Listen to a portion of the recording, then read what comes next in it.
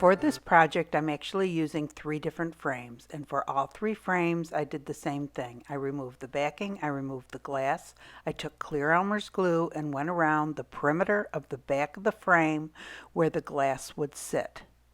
Then I replaced the glass and used the clear ELMER'S glue one more time around the perimeter of the back of the frame. And I did this with all 3 frames, the exact same thing.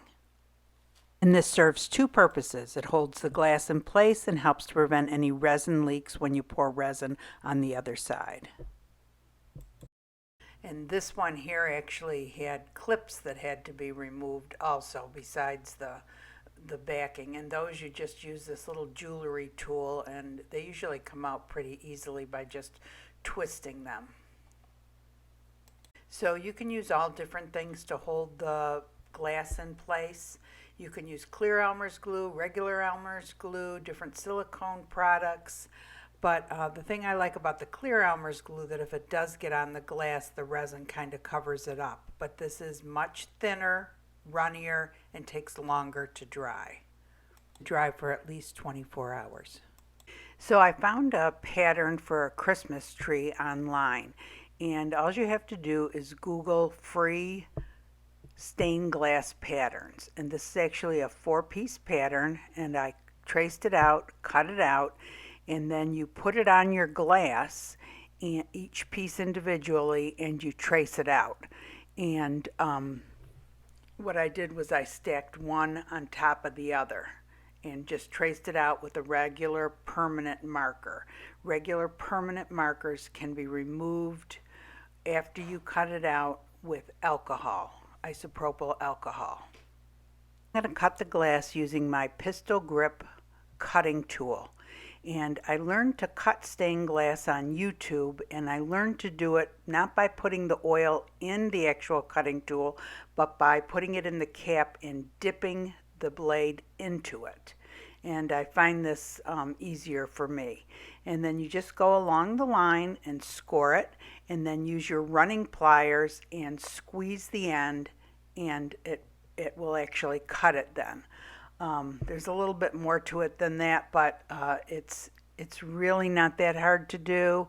I'll show you as much as I can, but if you want to know more in detail, there are millions of videos out there that are free on YouTube teaching you how to cut stained glass.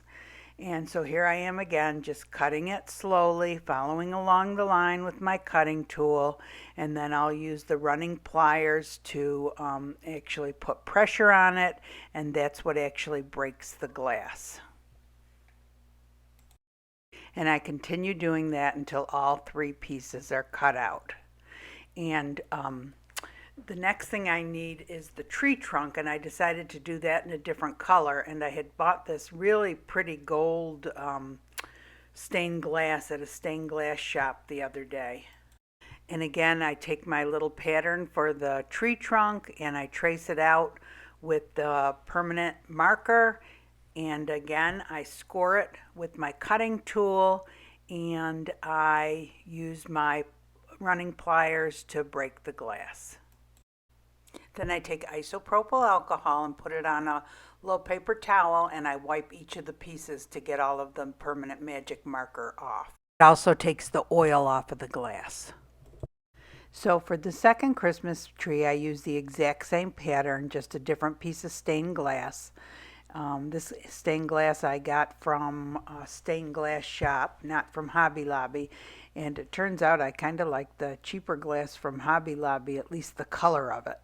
So that's another Christmas tree. And then the third Christmas tree, I use this much simpler pattern that if you're just starting out with stained glass, this would be much easier just to do the one piece. And then, of course, you'd have to have a trunk also, but it doesn't necessarily have to be a stained glass trunk. You could use something else for the tree trunk, or you can go ahead and cut out a piece of stained glass. But I was thinking if you're just starting out with it, it might be simpler to just try the one piece like this and just keep it simple. And then here I am with the gold glass again, and I'm cutting out the tree trunks for the other 2 trees. Next, I take it out to the garage. I have a little sander. Now, if you don't have a sander, don't worry about it. I just do it because I like the edges to be real smooth. And if you're not doing it as a regular stained glass project where you're actually soldering it together, they don't have to be perfectly matched. If you're doing it the way I'm doing it, to use on a little glass, framed glass in resin, they don't have to be perfectly matched, but I just like it to be smooth, and I happen to have this sander out in the garage, so I go over each of the pieces with the sander to make sure everything's smoothed out.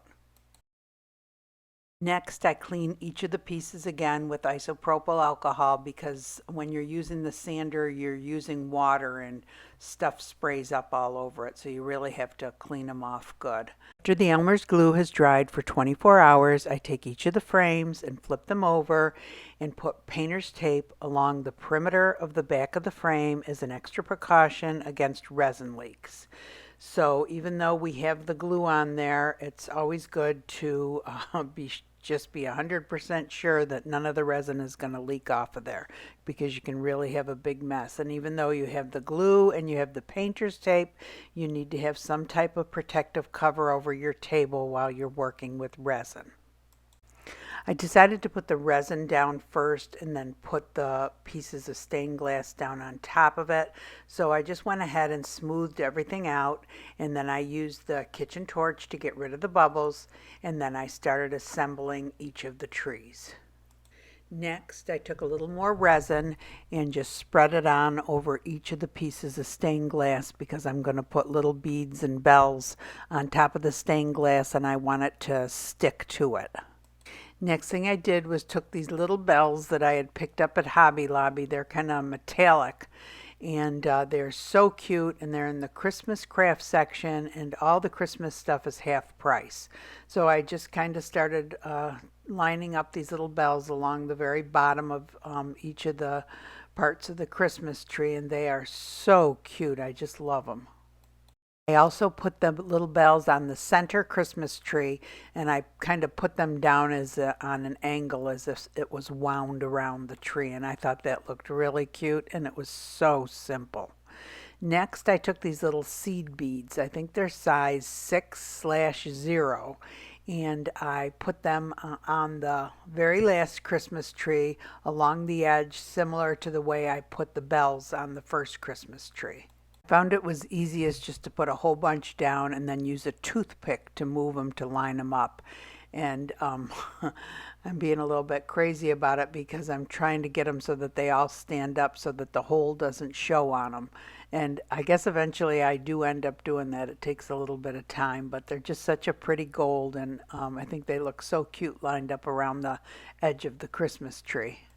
Now, it's really important once you get your project done to kind of check on it every once in a while, because sometimes if your table isn't totally level, the pieces will slip a little bit, and I did find one of them, for some reason, just one of the trees kept on sliding to the other side, but the other ones didn't. I think it was that center one because it was kind of sitting up on tape, so it wasn't keeping it level. And then I had this little Christmas confetti, sparkly, metallic, and I sprinkled it over each of the Christmas trees, and it just gave each of them a special touch. I thought it was real pretty. And when they're done, they have to sit on a level flat surface overnight. Usually after 12 hours you can touch it. Art resin takes a full 72 hours to cure at temperatures between 72 and 85 degrees Fahrenheit. It's in your best interest to cover it with a dust cover when you're done. Hey everyone, I think these turned out so cute. I'm going to try to pick them all up at the same time.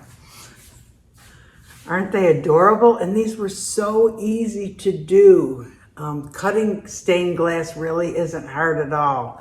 And I guess it's kind of addicting. But so these two, I put the bells on.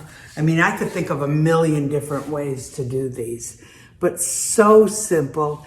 And if you just wanted to buy green glass and not have to go out and buy gold glass too, or a different color for the trunk, You could use your oil-based markers and actually paint that like that.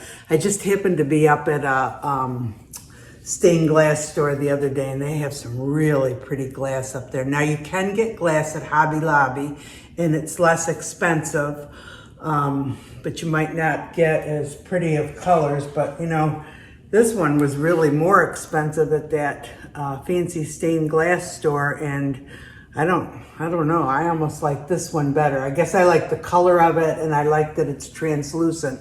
And this is a little bit translucent too. It depends on what piece you look at.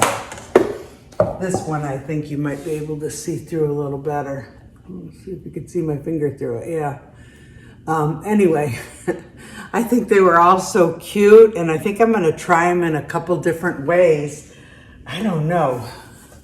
And you know, these frames that I pick up at the garage sales, these little frames, honestly, I get them for $1.25, 50 cents. There's some houses I go to now, I got to go out again Saturday and look for some more frames. There's some houses I go to, you know, they're getting rid of all of their frames, and they just have these big bins filled with them. So, so anyway, it's fun. These are a great gift idea. So easy, a great gift idea. People sell, you know, on Etsy and that. I think people would love this. But anyway, I hope you guys enjoyed the video. If you did, give it a thumbs up. If you want to be notified of future videos, subscribe.